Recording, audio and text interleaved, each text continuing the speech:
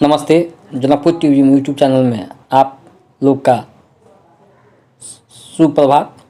नमस्कार। मैं आज माता सीता के नगरी जनकपुर धाम में हूँ और यहाँ पर आज दिखाएंगे अयोध्या में निवाधीन मंदिर में भगवान श्री राम एवं माता जानकी के भव्य प्रतिमा निर्माण के लिए पुण्य शिला श्री गंडकी देव कृष्ण गंडकी देव से मिला आया हुआ है। यह शिला बेनी स्थित काली गंडकी के किनारे से 2 शिला आज जनकपुर धाम पहुंचा हुआ है। यह शिला भारत के उत्तर प्रदेश में अयोध्या में निर्माधीन राम मंदिर में भगवान श्री राम तथा माता जानकी के स्वरूप तैयार किया जाएगा।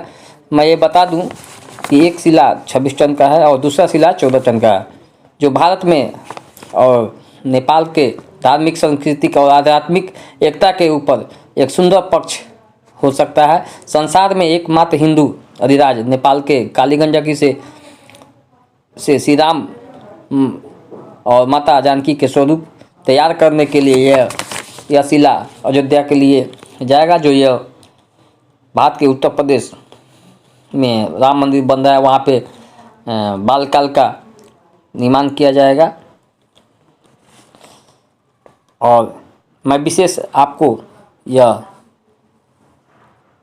जो पूजा आरती और माता सीता के मंदिर जानकी मंदिर में पहुंचा हुआ है, तो अभी दिखाते हैं।